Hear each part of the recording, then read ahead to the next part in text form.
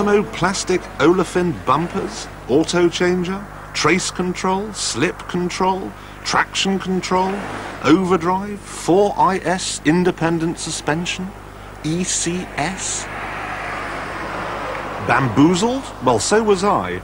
I've just spent a week trying to unravel the Mitsubishi Sigma, possibly the most technologically complicated car I've ever come across.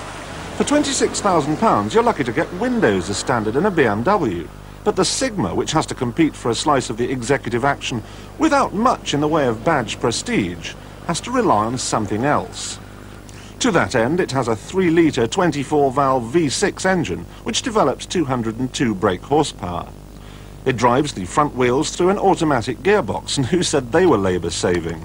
This has power and economy ratios as well as overdrive. And this is by far the best behaved interior yet to emerge from Japan. The only questionable piece of taste must be this button-backed upholstery. And also, for such a large car, it doesn't feel quite as spacious inside in here as it should. But the toys are great. I've got cruise control, powered seats with memory, air conditioning, and the most fantastically complicated stereo. There's the usual radio and cassette player gubbins, but there's a CD too, with its own auto changer in the boot. And if that's not enough, it has a wacky graphic equalizer as well. The end result of all these bits and bobs is a dash that you get the distinct impression would not look all that out of place in the pointy bit of a 747. But there's more to this car than simple creature comforts. A lot more. And it all starts with this. Called electronically controlled suspension, a driver can raise the car, which is useful in conditions like these, or engage sport mode, which drags the car down on its haunches, giving it a taut stance through the bends. It's clever stuff. Although the Sigma does without proper active four-wheel steering, as seen on the Galant, there's what's called passive rear-wheel steer. Mind you, its worth is somewhat negated by vague power steering. But this car's pièce de résistance, what sets it aside from BMWs and Mercs and so on, is its traction control system. Now this is all a bit complicated, so you'll have to bear with me, because it incorporates not only slip control, but also what Mitsubishi are calling trace control.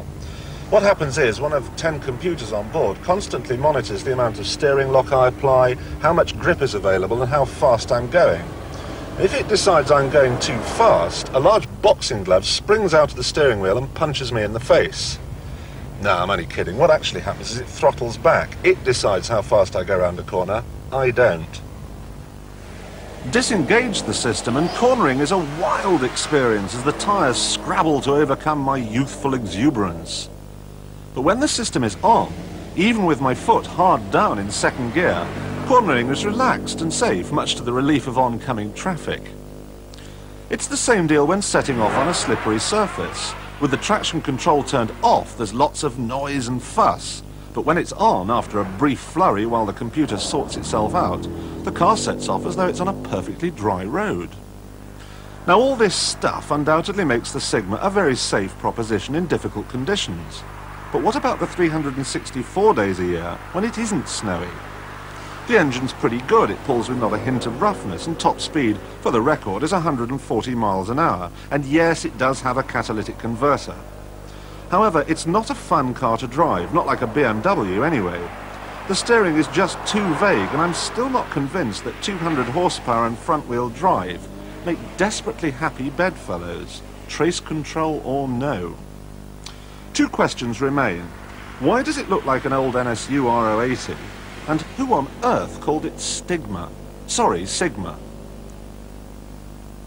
Briefly then, the Sigma makes sensible use of its technology, it cruises very well, and it comes with a 3-year warranty.